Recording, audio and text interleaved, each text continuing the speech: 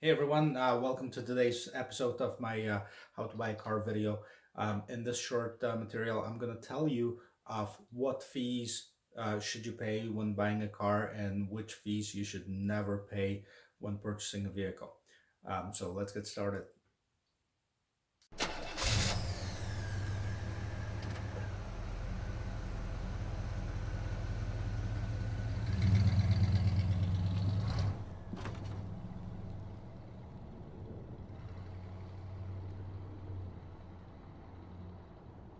All right, so today I'm going to talk about fees, which fees you should pay, which fees you should never pay when you're purchasing a very brand new car or pre-owned vehicle from a dealership, and how dealers make money on those. I mean, this is something where you can really fall into a trap that's set by a dealer if you don't pay attention to it.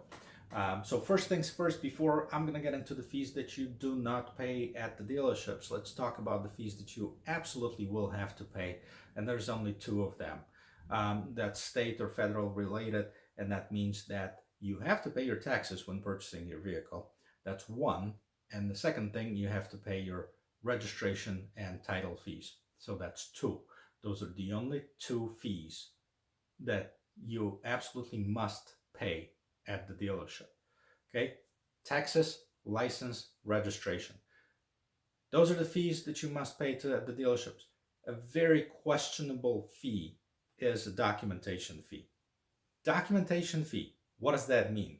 Documentation fee technically is an additional profit that dealers make when selling a car. Okay? This is not for printing out 50 pages and submitting it to the bank. Okay? It is for dealers to collect extra money from you. Now, this is probably also the toughest fee to fight at the dealer for two reasons. First, it's been around for a very long time. Okay, and most of the newer salespeople don't even know that this is something that could be negotiated or that could be something that could be taken out completely out of the equation. If you're shopping for a car, you're probably going to have a very hard time, probably close to impossible, for the dealer to actually cross that fee off and say, okay, I'm going to sell you that car without that documentation fee. So what I would do, okay, because the bottom line is the bottom line. It doesn't matter how they're going to get to it, but the bottom line is negotiate the price of the vehicle that much less than the documentation fee. Now, the doc fee, as short for documentation fee, is varies from state to state. Sometimes it varies from dealership to dealership, and that's simply because it's not mandated by state, by federal government, or anything like this. Several states stepped in and say that the dealers can't charge more than X amount of dollars for documentation fee. I remember when I started in the car business back in 1998, documentation fee was $46 and some change. I don't remember exactly, but it was just a little bit over $46. This year, state of Illinois changed the documentation fee. Last year was $169. This year, the dealers can charge no more than $300 for doc fee. So $300 just print out a few papers, send it out to the uh, bank or to the state. I mean, that's very excessive.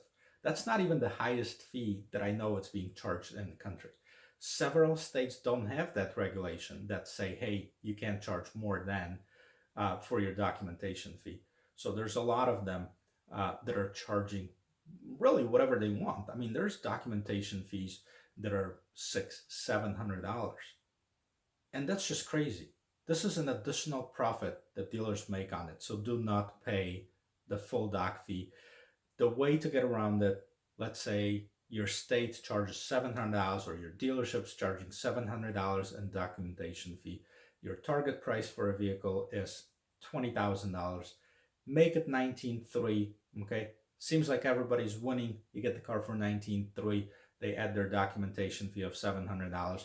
Your target price is still there. It's at $20,000. So everybody should be happy, right?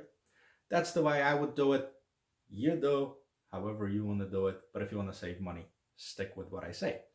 Um, Other fees that um, are charged by dealerships. First of all, prep fee. The cars come from the factory. They're being dropped off by a truck at a dealership, and then the technician performs what they call a pre-delivery inspection, PDI for short. PDIs are being paid by the manufacturer, so you do not pay for prep on the brand new vehicle. This is something that manufacturer pays the dealers for, so they have no right to charge you extra for prepping the vehicle. Full tank of gas. Another one that a lot of guys were asking me about. Full tank of gas is, again, part of a brand new vehicle experience. If you're purchasing a brand new car, it comes with the full tank of gas. Again, manufacturers contributes to it. They pay dealerships either the full amount or partial amount of filling up the gas tank on the vehicle. Okay, destination charge. This is my favorite. It's been around for a long time. In my opinion, the manufacturer should just make it a part of the MSRP without specifying that the destination charge is so and so on that. That just makes people confused. It also opens door to dealers to kind of wiggle their way into charging destination charge on top of what you already negotiated, which should include the destination charge. Anyways, in your price negotiations, if you ever come across something that mentions destination charge, or when you're submitting your internet inquiry to a dealership, please make sure for them to list all the fees that they charge, including documentation fee, destination charge, so on, so on, so on. What's included, what's not included, so you know. But destination charge, part of the invoice, part of the MSRP, should not be charged on top of what you already negotiated with the dealership. Another fees that a lot of dealers are charging is the additional equipment. You might walk into a dealership and you see something that looks like this. Okay, this is an addendum sticker. This is a little sticker, usually somewhere on the car, right next to the window sticker, and it says, "Hey, Nitro Fill, $199 to fill your tires with nitro." Guys, air is just fine. You don't need nitro in your tires, and you certainly don't want to pay $200 to do that. Okay. Second thing, a lot of dealers will say, "Hey, every car that comes off the truck, we load them up with." Okay, and then you have a list of God knows what. You have a list of splash guards, pinstripes, all-season floor mats. That comes up to hundreds of dollars that you might not want to spend, or you might not have in your budget, or you might not even want those accessories. But they say, "Hey, I'm sorry, you negotiated the price on the vehicle, but all of them come with this, so we have to charge you extra." BS, do not pay that. If a dealer is trying to force accessories or additional stuff on you, just go to another dealer, walk away. Never too late to walk away from a deal unless you sign the paperwork and you agree to it. So do not pay for forced accessories. If you want accessories, ask the dealerships for it. They'll be happy to provide you with the pricing. Make sure it's fair and have the accessories installed at the dealer. I always told people, "Hey, I'd rather get the accessories installed by the dealership, especially if they're accessories that are provided or manufactured by the manufacturer of the vehicle, because then you can guarantee the exact fit. And if it's the right price, do it. It looks good on the car, and you also have a warranty with it when you install it at the time of purchase." Rustproofing protection, that's one of my favorites. That's been around for a very, very long time. And it's been around for a reason. I mean, the cars prior to probably somewhere in the mid-90s were made without the clear coat, which means that they were rusting out really, really badly, after a few years. So rust-proofing protection made sense, especially on a brand new car. When you're purchasing a car and you didn't want this car to look like an old junk, after just a few years. Now, I personally would never buy rust-proofing protection. That's just me, simply because I never keep cars long enough for them to even start rusting. Right now, cars have clear coats. They last, paint lasts for a very much longer time. If you plan to keep the car for a long period of time, you might consider it. Never pay, what it says on that sticker. I've seen dealers charging $3,000, $2,500 for full rust proofing protection. That's just crazy. I mean, that shouldn't be more than the 500 bucks accessory, if you ask me. Again, that's something that you might see on the window when you're walking to a dealership and shopping for a car. Another thing is ADM. One of my favorite ones. Now, a lot of manufacturers are completely against it, so you might not see a lot of it, but it still exists. What ADM stands for is additional dealer markup. And a lot of times when a new car or a new model of a vehicle comes out, dealers try to play the game that it's the rarest thing in the world and we only have one, and we can sell it to you, but you're going to have to pay more than what manufacturers suggest on the sticker. And in some cases, it's true. In some cases, it might be a collectible unit that, it's not available at all dealers. That might be a very limited production vehicle. That's a very sought after car. And then you might have to pay it if you want to buy it.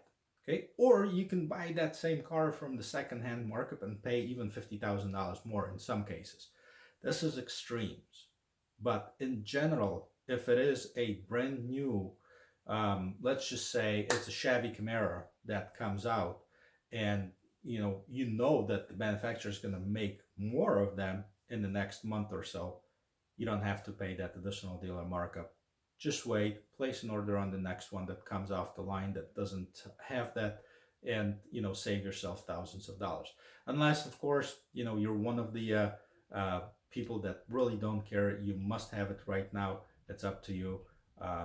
Just make sure that it's fair and dealers are not ripping you off on that.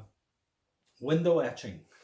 Guys, have you ever seen a police officer when they're looking for a car or they're writing a ticket for a vehicle, they're trying to look for window etch on the vehicle? This is something that a lot of dealers would charge you 500, 600 bucks for. Sometimes they don't even register it anywhere. So really, do not fall for window etch. I think it's a scam. I would never pay it. It's up to you what you're gonna do with it. Okay. Several other things on that additional addendum sticker that's on the car. That's basically none of it you have to pay. Okay. If dealers are trying to force you into buying any of the accessories, like I said before, there's plenty of dealers out there. There's plenty of cars that are sitting on the lots. Just walk out, go to another dealer, get the deal that you want. Don't stress yourself out about it.